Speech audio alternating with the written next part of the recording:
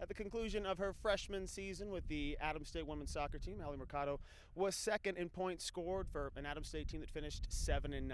But with Allie returning to a roster that was relatively unknown with the losses of Jess Helwig and Amber Drum and Autumn Boyer, she knew that the 2012 season would be an opportunity to really shine. Welcome back to KSPK's Grizzly Connect. Bryant Johnson with the Offensive Player of the Week for the RMAC.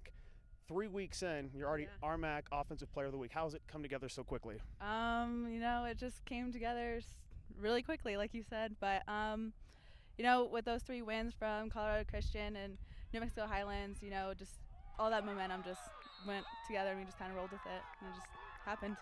You've already totaled and exceeded your point total in 2012. I mean, you have 10 points through the first 6 games of the year, and looking at how quickly they've come in the last 3 games with 4 goals, how is it that the amount of goals you've scored in the last 3 games were in such large numbers? I just had opportunities, and Coach always tells us, you always want to try to finish your opportunities. So I just went out there and had the opportunities, and I finished them. If you have a one-on-one chance in the box or just outside of it, you can put on a show. And you had a nice little pivot turn and flip into the left corner against Western, and late in the second half, which really sealed the victory. What is it about those isolation moments, 20 to 25 yards out, that you feel like nobody can stop me?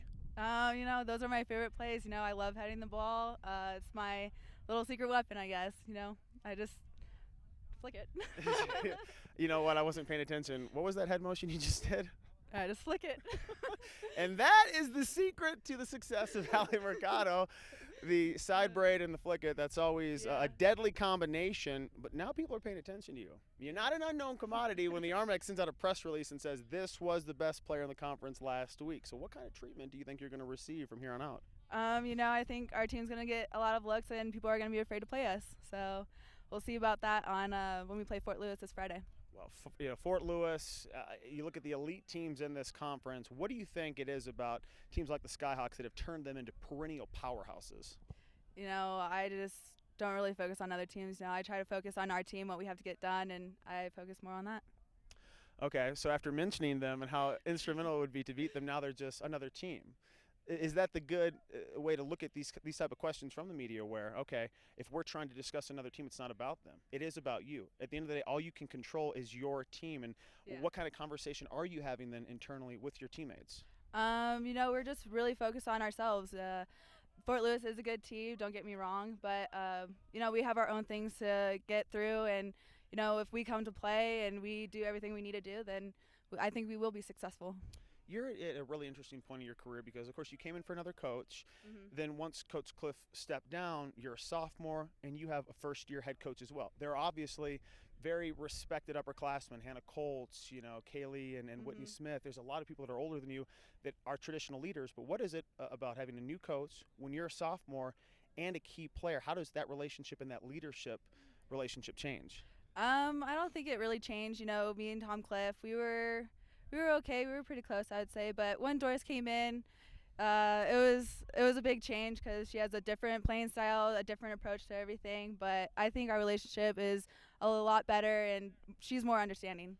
And sometimes when there's a coaching change, athletes want to look at another school, but you were pretty committed from the moment it was Doris, and really nobody wavered. Nobody fluctuated on their commitment. Yep. When you found out that Doris was going to come in, how immediate was it that Southern California girl had no problem staying in Southern Colorado for another coach? It was difficult. It was a hard decision to make, but I just thought Doris deserved a chance because she was the assistant coach for the boys, and the boys absolutely loved her. So I was like, no, this coach deserves a chance. I want to see what she can bring to the team. We had this conversation off the air about that defining victory. When you can take down a team like Mesa or Fort Lewis, how close do you think this Adams State team is? This team that was picked to finish last in the conference in the preseason poll, but it has won their last 3 in a row. How close do you think you are to that signature win? Just like I said earlier, if we get everything done and all of our goals that we want to succeed, then we'll be successful. And you, I mean, success and fun and excitement has been always bundled in together with your approach to playing. You know, we said off the air as well, there's a song coming on. Everybody knows Allie Mercado's about to dance a little bit and just to kind of ease up and not be so caught up in the match. You're focused when you have the opportunity, but how do you maintain that relationship between being locked in on the game but also having a good time while you're out there? You know, soccer is my favorite sport. If I wasn't playing this, then I'd still be at home. But, you know, I'm playing this sport for a reason. It's because I love the game, and I just want to keep playing and keep doing what I'm doing. I was just thinking about this prior to an earlier conversation we also had about your hometown of Rancho, Cucamonga. What do you feel like it's better and more well-known for, minor league baseball or being the set location for Friday 2? The set location for Friday, definitely. Is there anything else that would rival those two items for Rancho? No, not at all. Claim to fame. It's Allie Mercado maybe becoming the next claim to fame for the city of Rancho Cucamonga.